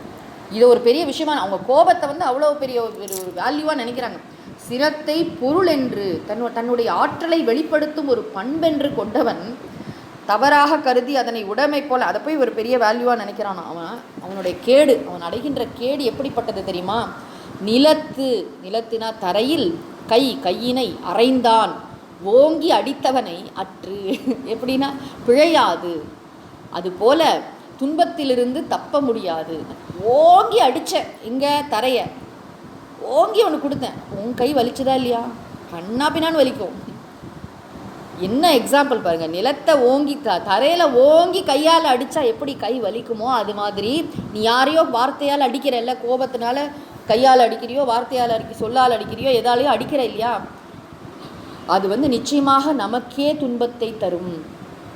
அவன் திருப்பி அடிப்பானோ அடிக்கலையோ பாபம் வரும். கடவுள் பார்த்து கொண்டிருக்கிறார், கடவுளுக்கு தெரியும். நிச்சயமாக இதற்குள்ளேயே ஒரு பாப பலனை நம்ம அனுபவிச்சு தான் ஆகணும். என்ன எக்ஸாம்பிள் பாருங்கள், நிலத்தரைந்தவன் கை பிழையாதற்று. பிழையாதுன்னா அதுலேருந்து தப்ப முடியாது. அந்த துன்பம் நம்ம ஓங்கி நான் அடிப்பேன், கையால் அடிப்பேன், பூமியை அடிப்பேன்னா யாருக்கு வலிக்கும்? நமக்கு தான் வலிக்கும். இது மாதிரி இது நமக்கு தான் துன்பத்தை தரும். இந்த விஷயம் தெரிய மாட்டேங்குது. நான் இப்படி கோவப்படுறது முட்டாள்தனம். நான் கோவப்படுறதுனால என்னுடைய ஆன்மீக முன்னேற்றம், மக்களோடு நான் பழகுகின்ற விதம், இந்த வாழ்க்கையில் எல்லாருக்கும் உதவி செய்கின்ற வாய்ப்பு, அதுக்கப்புறம் எல்லாத்தையும் நான் இழந்துடுறேன். மகான்களின் தொடர்பு எல்லாத்தையும் ஒரு கோபத்தினால எல்லாத்தையும் நான் இழந்துடுறேனே, இது எனக்கு அவசியமா? பூமியை கையால் அரையிற மாதிரி எவ்வளோ முட்டாள்தனமானது. என் கை எப்படி வலிக்கும், லேசாக அடித்தாலே வலிக்கும், ஓங்கி அடித்தா எப்படி வலிக்கும்? அதே மாதிரி நான் யாரையோ காயப்படுத்துகிறேன்னா அந்த காயம் என்னை நிச்சயமாக பாதிக்க போகிறது. இது பாப புண்ணியத்தில் நம்பிக்கைங்கிறது இந்த காலத்தில் இல்லாமே போயிட்டுருக்கு. என்ன வேணால் பண்ணலாம், யாரும் கேட்க மாட்டேங்க. இல்லை, கடவுள் பார்த்து கொண்டிருக்கிறார், கடவுள் கேட்பார். இந்த வாழ்க்கையிலேயே பிற்காலத்திலோ அல்லது அடுத்த பிறவியிலோ நிச்சயமாக எந்த உறுப்பால் யாருக்கு எப்படி தீமை பண்ணுறோமோ அந்தந்த உறுப்பால் அப்படியே சேரும். வார்த்தையால் அடித்தோன்னா வார்த்தையால் நம்ம வாங்குவோம். கடவுளே நான் ஏன் இந்த வார்த்தையெல்லாம் கேட்குறேன்னா முன் ஜென்மத்தை ஏதோ பண்ணியிருப்போம். மனசால் நோகடிச்சா மனசால் கஷ்டப்படுவோம், உடம்பால் நோகடிச்சா உடம்பால் கஷ்டப்படும். எல்லா கஷ்டங்களும் நம்மளே வருவிச்சுக்கிறது தான், நம்மளே வர வச்சுக்கிறோம். தீதும் நன்றும் பிறர் தர வாரா. சுவாமிஜி இந்த இடத்துல சொல்கிறார், நம்ம கற்கிறது 2% தான், 2% தான். அது 10 குறள் படிக்கிறதுக்கு எவ்வளோ நேரம் ஆகும்? ஆனால் கடைப்பிடிக்க வேண்டியது 98%.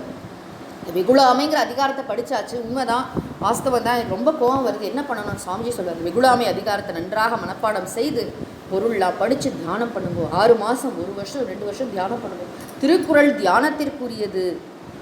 தியானம் பண்ண ஒரு நாள் நாளைக்கே மாற மாட்டமாக இருக்கும். ஆனால் கொஞ்சம் கொஞ்சமாக மாற்றம் நிகழும்.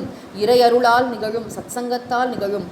நம்மளே மாறுவோம். டிரான்ஸ்ஃபர்மேஷன் உள்ளே நடக்கணும். அது நடக்காமல் சும்மா நான் வெளியில் அதை படித்தேன் இதை படித்தேன் சொல்லிட்டு இருக்கிறதுல பிரயோஜனம் இல்லை. நம்ம வாழ்க்கை இன்னும் வயதாக எப்படி கனிகிறோம், எப்படி முதிர்கிறோங்கிறது ரொம்ப முக்கியம். முத்தலாக போகிறது இல்லை, எப்படி முதிர்ச்சி அழகாக மெச்சூர் ஆகிறோமா, நம்ம ஆக்சசபிளாக இருக்கோமா, ஒரு கனிஞ்சிருக்கோமா வாழ்க்கையில். ஒரு பழமே பாருங்கள், காய் கனி ஆகிறது இல்லையா, வெம்பி போகிறதில்ல, கனி ஆகிறது, பழமாகிறது. அது மாதிரி பழமாகணும் நம்ம. அதனால தான் குழந்தைங்களாம் அப்பா அம்மாவோட தாத்தா பாட்டிகிட்ட க்ளோஸாக இருக்கிறதுக்கு காரணம் என்ன? தாத்தா பாட்டி வாழ்க்கையிலலாம் பார்த்துட்டாங்க. அவங்க குழந்தைகள்கிட்ட ரொம்ப பொறுமை இல்லாமல் தான் இருந்திருப்பாங்க. ஆனால் தாத்தா பாட்டி ஆனோன்னு என்னாச்சு, வயசு ஆச்சு, வாழ்க்கையெல்லாம் பார்த்துட்டாங்க. இப்படி தான் இருக்கும் குழந்தைங்கன்னா, அப்படி தான் இருக்கும். சொல்லுவாங்க இல்லையா, தாத்தா பாட்டிலாம் வீட்டில் அம்மா அப்பா சொல்கிறத விட அதிகமாக தாத்தா பாட்டி ஏன் சொல்கிறாங்கன்னா, அவங்க பார்த்துருக்காங்க குழந்தைங்கன்னா அப்படி தான் இருக்கும் அப்படின்னு சொல்கிறாங்க. அக்செப்டன்ஸ். அதுக்காக குழந்தை என்ன பண்ணாலும் ரைட்டுன்னு அர்த்தம் கிடையாது. ஆனால் ஜென்டிலாக சொல்லி புரிய வைக்கிறது, கொஞ்சம் கொஞ்சமாக ஒர்க் பண்ணுறது, இது ஒரு ரொம்ப குடும்பத்திலே ஆகட்டும் ஆசிரமங்களே ஆகட்டும் அன்பு குறையாமல் இருக்கணும். அதுதான் ரொம்ப முக்கியம். அன்பு குறையாமல் இருக்கும், அன்பு வளரணும் நாளுக்கு நாள். துறவிக்கு அன்பு வேண்டாம்னா சொல்லியிருக்கு. துறவி எல்லாருக்கிட்டையும் அன்பும் கருணையும் மிக்கவராக தானே இருக்கணும். அப்போ அவர் கோவக்காரராக இருந்தாருன்னா யாராவது அவர்கிட்ட போக முடியுமா? சாமி ரொம்ப நல்லவர் தான், ஆனால் கோவக்காரர், மனசில் ஒன்றும் வச்சுக்க மாட்டார். இந்த வார்த்தைகள் அவசியம் இல்லையே. தனியாக ஒருத்தரை கூப்பிட்டு கண்டிக்கிறது அப்படிங்கிறது வேற, எல்லாரும் முன்னாடியும் பிளாஸ்ட் பண்ணுறது. அதாவது அவர் ஈஸியாக ப்ரொவோக் பண்ண முடியும்னு தெரிஞ்சுக்கிறாங்க நிறைய பேர். இப்படி சொன்னால் அப்படி வெடிப்பார். அப்படி இல்லையே, என் வாழ்க்கை என் ரிமோட் அவன் கையிலேயே கொடுக்கணும். நான் என் வாழ்க்கை, அதாவது அந்த உணர்ச்சிகளை கையாளுறதுன்னு ஒரு விஷயம் இருக்குல்ல. ராமரை கூப்பிட்டு சொல்கிறாங்க, ராமர்கிட்ட சொல்கிறாங்க, முதல்ல கூப்பிட்டு நாளைக்கு நீ தான் யுவராஜா பட்டாபிஷேகம் பண்ணிக்கணும்னு சொல்லி அமிச்சாச்சு. மறுபடியும் கூப்பிட்டு தசரதர் பேசலை, கைகேயி பேசுகிறா. உங்கள் அப்பா எனக்கு இது மாதிரி வரம் கொடுத்தார், நீ காட்டுக்கு போகணும்னு. ராமருக்கு ஃபஸ்ட்டு என்ன ரியாக்ஷன் வந்துருக்கணும்? கோபம் தானே. என்னது அப்படின்னு கூட கேட்கல. கோபம் வரவில்லை. தசரதர் மேலோ கைகேயி மேலோ கோபம் வரவில்லை. தெய்வீக பண்பு. இந்த அரசாட்சி எனக்கு இல்லை அப்படின்னும் போது அந்த அரசாட்சியை அதை நினச்சி ஒரு கோபம் வரல, அதனால கடுமையான ஒரு வார்த்தை பேசலை. இது ஒரு பெரிய விஷயமே இல்லைம்மா, நான் இதோ கிளம்பி போகிறேன்னு சொல்லிட்டு நேராக போய் கௌசல்யா அம்மாவுக்கு ஆறுதல் சொல்கிறார், சீதையை சமாதானம் கிளம்பிட்டே இல்லையா இருக்கார். எவ்வளோ கம்போஸ்டாக இருக்காருன்னா, அவர் கைகேயியோட அறைக்குள்ளே போயிட்டு வெளியில் வரும்பொழுது அவர் முகத்தில் எந்த விதமான எக்ஸ்ப்ரெஷனுமே இல்லையா, யாருக்குமே ஒன்றுமே கண்டுபிடிக்க முடியலையா. முன்னாடி எப்படி உள்ளே போனாரோ அதே மாதிரி தான் உள்ளே போயிட்டு வெளில வரும். முகலாம் வேர்த்து விறுவிறுத்து ஒரு பெரிய இமோஷனல் டர்புலன்ஸ் நடந்து வெளியில் வர மாதிரி இல்லை ராமரோட முகம். சாதாரணமாக வெளில வர ரொம்ப நேரம் கழித்து தான் மற்றவங்களுக்குலாம் விஷயமே தெரிகிறதே தவிர ராமருடைய முகத்தை வைத்து எதையும் படிக்க முடியவில்லை. ராமர் எப்பேற்பட்ட ஒரு ஜிதக்ரோதக கோபத்தை வென்றவராக இருக்காருல்ல. ஆக இதெல்லாம் நம்ம தெரிஞ்சுக்கணும். ராமர் இருப்பார் இல்லை, ராமர் வாழ்ந்து காட்டியது நமக்காக, நம்மாலும் அப்படி இருக்க முடியும் என்று புரிய வைப்பதற்காக. வாழ்ந்து காட்டிய ராமனையும் வழியை காட்டிய கண்ணனையும்னு பாடுறோமே. இப்போ ராம குணங்கள் நமக்கும் வரணுமே, அதுக்காக தானே விழுந்து விழுந்து ராமாயணம் படிக்கிறோம் ஆக வாழ்க்கையில் நம்ம எப்படி இந்த கோபத்தை கையாளுறோம். நல்லா ரொம்ப கோபம் வரும் சார் எனக்கு, இப்போ தான் ரொம்ப அமைதியாகிட்டு அப்படின்னு சொல்கிறவங்களாம் இருக்காங்களே. எப்படி நான் வாழ்க்கையில் புரியுது, சில சமயம் நம்மளோட செல்லுபடி ஆகாதுன்னு தெரியும், சில சமயம் நம்ம சொன்னாலும் ஒன்றும் நடக்காதுன்னு தெரியும், அப்படிலாம் கூட ஆகும் ஆக முக்கியமாக இங்கே துறவிக்கு சொல்கிறார், இவருடைய ஆன்மீக முன்னேற்றம் அதற்கு பெரிய தடைக்கல் இந்த கோபம் என்று. திருப்பி திருப்பி பாவத்தை சம்பாதிச்சார்னு சொன்னால் அதனால வினைகள் வரும், அதனால இவருடைய முக்கியமாக ஆன்மீக முன்னேற்றம் தடைப்படும். மறுபடியும் பிறவி கூட வருமோ இருக்கும், யாரு கண்டா. அதனால கவனமாக இருக்க வேண்டும். அடுத்த குறள், இணர் எரி தோய்வண்ண இன்னா செய்யினும் புனரின் வெகுளாமை நன்று. நீங்கள் சொல்கிறதெல்லாம் நல்லா தான் இருக்குது, ஆனால் மன்னிக்க முடியாத குற்றம் பண்ணிட்டாங்க. இது யாருக்குமே நடக்கக்கூடிய, இப்படிலாம் பேசுவோம் நம்ம, திருவள்ளுவருக்கு தெரியும் நம்ம இப்படிலாம் பேசுவோம். அதனால தான் சொல்கிறார், இணர் எரி தோய்வு அன்ன இன்னா செய்யினும். இணர்னு சொன்னால் பல பெரும் பொறிகளை கொண்ட, எரினா பெரும் தீ, நெருப்பு, பொறி பறக்கிற பெரிய நெருப்பு. தோய்வு அன்ன தன் மீது பொழிவது போன்ற, நம்ம மேலே யாரும் அப்படி நெருப்பை கொட்டுறாங்க. எப்படி கொட்டுறாங்க? அப்படியே நிறைய பெரும் தீ, சும்மா ஒரு பொறி இல்லை, பல பொறிகளை கொண்ட பெரும் தீயை நம் மீது பொழிவது போன்ற இன்னா செய்யணும், அதற்கு நிகரான துன்ப செயல்களை செய்தாலும். இதை விட ஒரு எக்ஸாம்பிள் சொல்ல முடியுமா? அப்படியே நெருப்பையே வாரி கொட்டுற மாதிரி, தலையில் வாரி கொட்டுற மாதிரி அவ்வளோ கெடுதல் செஞ்சிருந்தாலும் வெகுளாமை, அவனிடத்தில் கோபப்படாமல் இருத்தலை புனரின், புனரின்னா துறவு வாழ்க்கையை மேற்கொண்டவன் கடைப்பிடிப்பானே ஆனால் நன்று, அது நன்மையை தரும். வெகுளாமை, அவன்கிட்ட கோவப்படாமல் இருக்கிறத புனரின் அப்படின்னு சொன்னார்னா என்ன அர்த்தம்? ரொம்ப கஷ்டம்னு அர்த்தம். அதை கடைப்பிடிக்கிறது செய்தால். புனரின் அன்பும் அரணும் உடைத்தாயின் அப்படி சொல்கிறார் இல்லையா, அது மாதிரி ஒரு குக்கி போட்டார்னா அது ரொம்ப கஷ்டம் கடைப்பிடிக்கிறது, ஆனால் இம்பாசிபிள் கிடையாது, டிஃபிகல்ட் பட் நாட் இம்பாசிபிள், அப்படி புரிஞ்சுக்கணும் அதை ஆக எவ்வளோ பெரிய கஷ்டம் தான் கொடுத்துருக்கட்டுமே, நமக்கு எவ்வளோ பெரிய கஷ்டம் கொடுத்தாலும் நம்ம இதை பெரிய விஷயமாக நினைக்கக்கூடாது.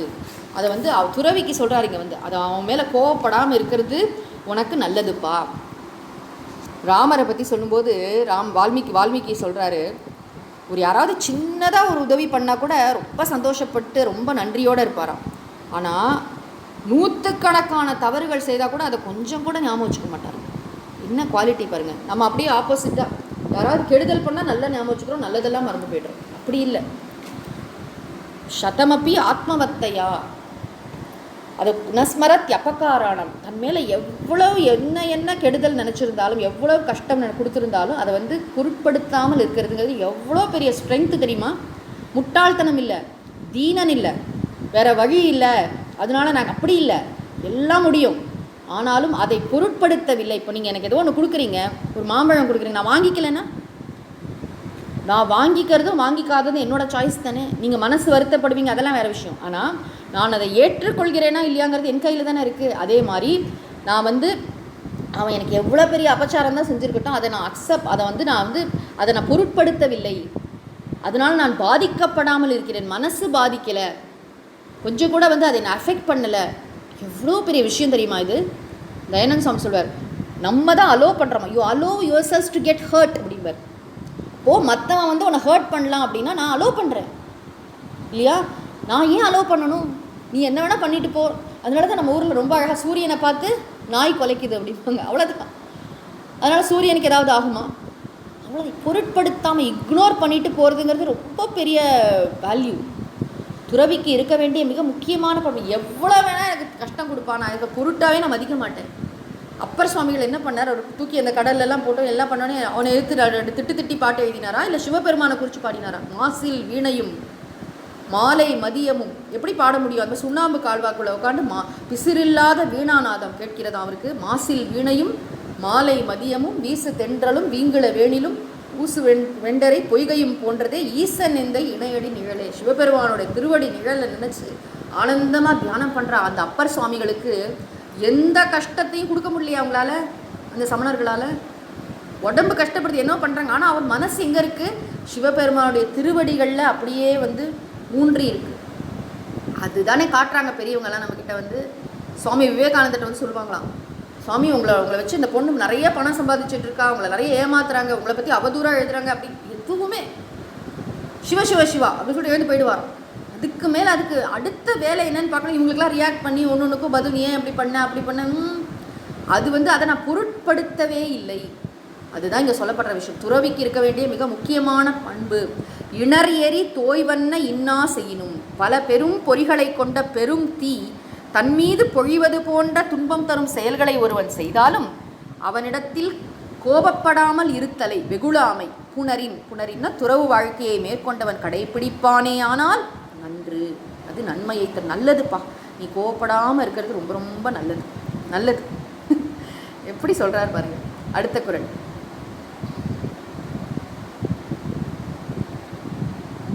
ஒன்பதாவது குறள் இருக்கு இல்லையா, உள்ளியது எல்லாம் உடன் எய்தும் உள்ளத்தால் உள்ளான் வெகுளியனின்.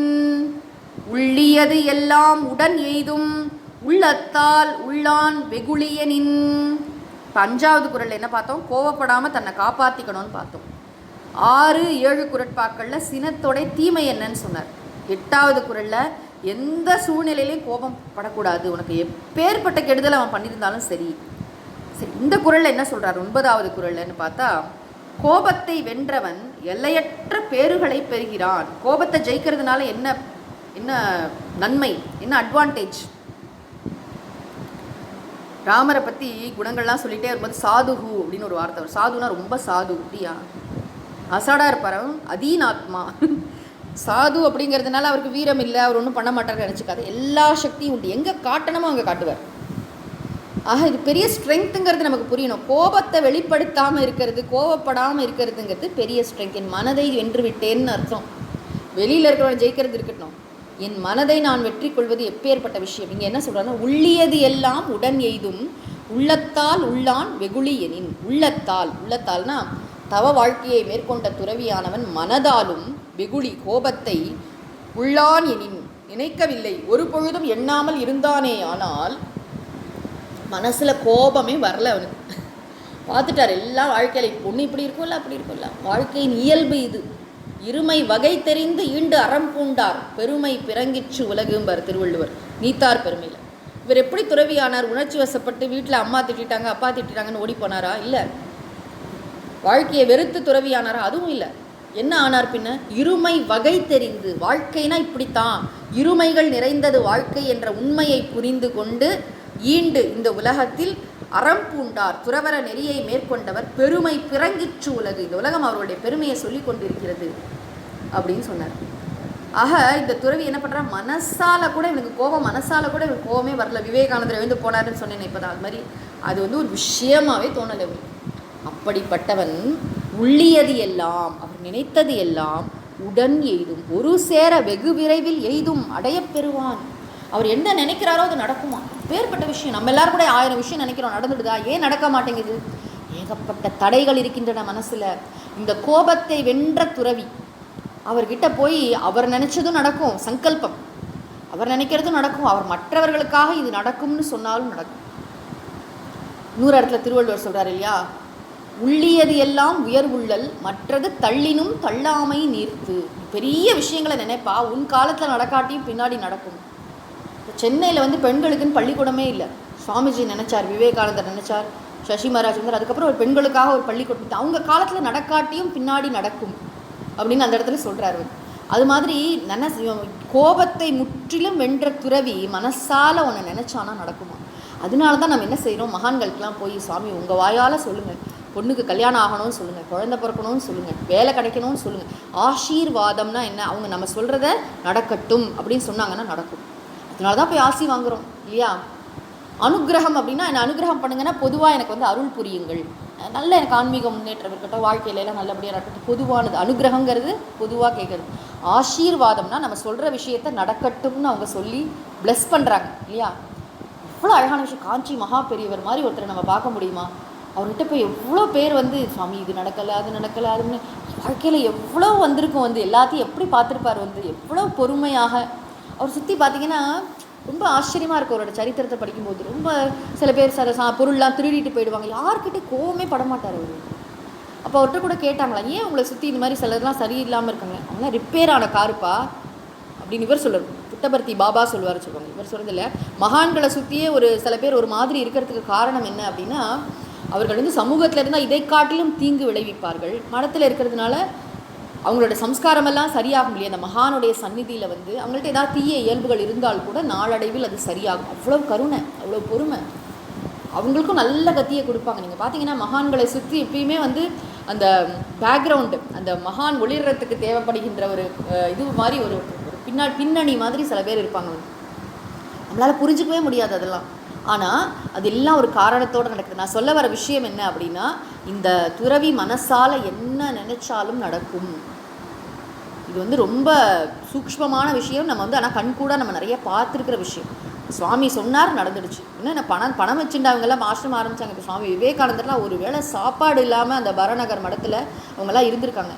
எதை வைத்துக்கொண்டு இவ்வளோ பெரிய ராமகிருஷ்ண இயக்கம்ங்கிறது வந்து இப்படி 200க்கும் மேற்பட்ட உலகம் முழுக்க கிளைகள் இவ்வளோ வளர்ந்ததுக்கு எங்கேருந்து இந்த செல்வங்கள்லாம் வந்தது? எல்லாம் வந்ததுன்னா தவம் இந்த மாதிரி பொறுமை இதெல்லாம் கை கொண்டு அதன் அடிப்படையில் கட்டப்படுறது தான் பெருசாக நிற்குமே தவிர வந்து நம்ம சும்மா வந்து கோவப்படுறதுனால பெருசாக ஒன்றும் நடக்காது. மனசுக்கு சங்கல்ப சக்தி வரும். இந்த குறளில் நம்ம ரொம்ப முக்கியமாக தெரிஞ்சுக்கிறது என்ன அப்படின்னா, மனம் வந்து ஒன்று நினச்சா நடக்கும். இவ்வளோ பெரிய ஆற்றல் இது. பதஞ்சலி யோக சூத்திரத்திலையும் வருகிறது இந்த விஷயம். மனசால நினைச்சாலே நடக்கும் அப்படிங்கிற விஷயம். அடுத்த குறள் படிக்கலாம், கடைசி குறள்.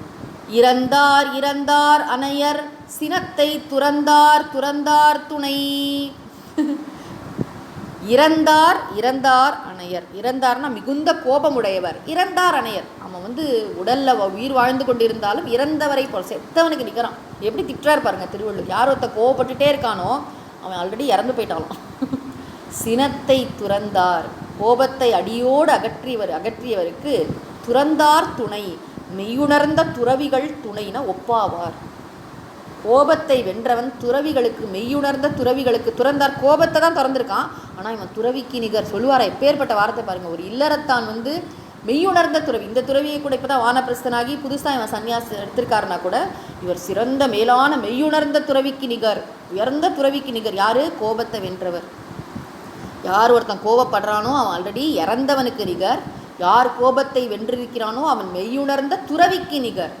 என்ன எக்ஸாம்பிள்! இன்னொரு இடத்துல திருவள்ளுவர் சொல்லியிருக்கார், நம்ம படிச்சிருக்கோம். என்னது? உண்ணாது நோற்பார் பெரியர்.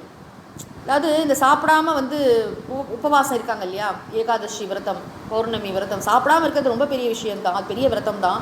அதை காட்டிலும் பெரிய விரதம் என்ன தெரியுமா? உண்ணாது நோற்பார் பெரியர், பிறர் சொல்லும் இன்னாச்சொல் நோற்பாரின் பின். மற்றவர்கள் சொல்கின்ற கடுமையான வார்த்தைகளை பொருட்படுத்தாமல் பொறுத்து கொள்கிறான் இல்லையா, அதை கடந்து போனான் இல்லையா, அதை பற்றி மனசில் சின்னதாக கூட நினைக்காம வேறு காரியத்தை பார்க்குறான் இல்லையா, அவன் வந்து இந்த சாப்பிடாம தபஸ் பண்ணுறவனை காட்டிலும் உயர்ந்தவன். என்ன வார்த்தை பாருங்கள், பொறையுடைமை அதிகாரத்தில் சொன்னார். ஆக இங்கே வெகுளாமை அதிகாரம், அங்கே வந்து பொறை உடைமைங்கிற அதிகாரம். இதெல்லாம் நம்ம சேர்த்து சிந்திக்கக்கூடிய அதிகாரங்கள். என் மனசில் இந்த பொறுமை வரட்டும். எனக்கு கோபம் இருக்கோ இல்லையோ அதெல்லாம் வேறு விஷயம், ஆனால் என் மனசில் இந்த பொறுமை, ஏற்றுக்கொள்ளல், ரொம்ப சந்தோஷமாக வாழ்க்கை இப்படி தான் கடவுள் கொடுத்தது. அதனால தான் அந்த பிரசாத புத்தின்னு சொல்கிறோம். பிரசாத புத்தினா என்னென்னா, வாழ்க்கையில் நன்மை தீமை என்ன வந்தாலும், செல்வம் வறுமை எல்லாத்தையும் பிரசாதமாக பார்க்கக்கூடிய மகான்கள். செல்வத்தை பிரசாதமாக பார்க்கலாம், வறுமையை பிரசாதமாக பார்க்க முடியுமா? பார்ப்பாங்க. அதுதான் மகான்களின் மனசு. இன்னைக்கு இறைவன் இதுதான் கொடுத்தாரு. என்ன வந்தாலும் அதுதான் அசையாத பக்தி. சும்மா கடவுள் எனக்கு இப்படியே நம்முடைய கர்ம வினைப்படி தானே அவர் கொடுக்குறாரு நமக்கு வந்து. ஆக என்ன கிடைத்தாலும் பிரசாதமாக ஏற்றுக்கொள்வதற்கு பொறுமை வேண்டும். என்னை சுற்றி இப்படி தான் மனிதர்கள் இருக்காங்க, இந்த மாதிரி சூழ்நிலை தான் இப்படி இருக்குது, இப்படி தான் இருக்குது, இதில் நான் பெஸ்ட்டாக என்ன பண்ண முடியுமோ அதை நான் பண்ணுறேன், மலர்ச்சியோடு பண்ணுறேன். நான் எப்படி பண்ணுறேன்? இறைவனுக்கு நான் செய்வதெல்லாம் பூஜை வழிபாடுங்கிற ஆட்டிடியூடோடு பண்ணுறேன். அவர் என்ன கொடுத்தாலும் பிரசாதமாக அதை ஏற்றுக்கிறேன். அதுதான் கீதையில் சொல்லியிருக்கு. அதெல்லாம் இருந்தால் தான் நம்ம எப்படி பொறுமையை அழகாக கைக்கொள்ள முடியும். இயல்பாயிடும். ஆரம்பத்தில் கஷ்டப்பட்டு நம்ம வந்து கடைப்பிடிக்கிற ஒரு விஷயம் பின்னாடி பார்த்தா நமக்கு இது ஸ்வபாவம் ஆகிடும். அது அவ்வளோ நல்லாயிருக்கும். அதனால தான் மகான்களுக்கு எது இயல்பாக இருக்கோ அது நமக்கு சாதனைன்னு சுவாமிஜி சொல்லுவாங்க. அதை நம்ம பார்த்து தெரிஞ்சுக்கிறோம். அப்படி நடந்துக்கிறாங்கல்ல ஒவ்வொரு சூழ்நிலையும், நம்மளும் அது மாதிரி நடந்துக்கணும் அப்படின்னு நினைக்கிறோம். ஆக இந்த அற்புதமான இந்த அதிகாரம், வெகுளாமை அதிகாரம் நம்ம நினச்சி எவ்வளோ வேணாலும் இதை நம்ம தியானம் பண்ணலாம். நான் ஏதோ சும்மா மேலோட்டமாக தான் அர்த்தம் சொல்லியிருக்கேன். நீங்கள் நிறைய இந்த குறளை தியானம் பண்ணலாம். இதுக்கு நிறைய உரைகள்லாம் இருக்குது, அதெல்லாம் படிக்கலாம். ஒரு குறளை எடுத்து நம்மளே யோசித்து பார்க்கலாம்.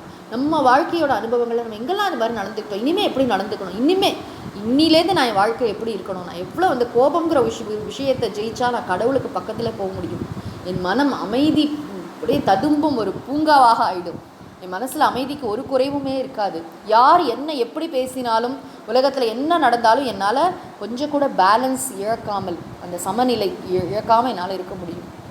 ஏன்னா நான் கடவுளை சார்ந்து வாழ்கிறேன், இந்த கோபத்தை நான் கடந்து செல்கிறேன். கோபத்தை அப்படியே அமுக்கி வச்சு கோபப்படாது, அப்படி இல்லை. உன் வார்த்தைகளை நீ எதுவுமே செய்யாது, நீ என்ன பண்ணாலும் என்னை ஒன்றும் அசைக்க முடியாது. அலெக்சாண்டருடைய கதையில் வரும் இல்லையா, அவனை வெட்டிடுவேன், நீ என்னை வெட்ட முடியாது, உடலை தான் வெட்ட முடியும், ஆன்மாவை வெட்ட முடியாது. என்ன ஞானம் சொல்வார் அந்த ஒரு முனிவர்கிட்ட போய் அலெக்சாண்டர் பேசுகிற மாதிரி ஒரு இது சொல்கிறோமே நம்ம. அது மாதிரி யாரும் நம்ம அலோ பண்ணால் தானே நம்மளை அவங்க காயப்படுத்துவாங்க. அலோ பண்ண வேண்டாம், என்ன நடந்தாலும் சரி, கடவுள் கொடுத்த பரிசு பிரசாதம் என்று ஏற்றுக்கொண்டு நம்மளோட ஃபோக்கஸ் முழுக்க எதில் இருக்கணும்னா செயல். நான் இன்றைக்கி என்னென்ன படிக்கணும், என்னென்ன செய்யணும், என்னென்ன சாதனை பண்ணணும், சாதனைன்னா ஆன்மீக சாதனைகள், எவ்வளோ நேரம் ஜபம் பண்ணணும், என்னென்ன நல்ல நூல்கள்லாம் படிக்கணும், என்ன சத்சங்கம் கேட்கணும். இங்கே பார்த்திங்கன்னா யூடியூப்லாம் அவ்வளோ கொட்டி கிடக்கு. நல்ல விஷயங்களிலே மனசை செலுத்தி, முக்கியமாக அதிகாலையில் நான் பொறுமையாக இருக்கிறேன், நான் அமைதியாக இருக்கிறேன், நான் அந்த மாதிரி நல்ல பாசிட்டிவான எண்ணங்களை மனசில் தேக்கி அதை தியானம் செய்து வாழ்க்கையில் உயர்ந்த ஒரு இறைவனின் திருவடியை நாம் வாழும் காலத்திலேயே அடைந்து நாமும் நிம்மதியாக இருந்து பிறருக்கும் நிம்மதியை வழங்குவோம். அதற்கு குருநாதரும் திருவள்ளுவரும் அருள் புரியட்டும்.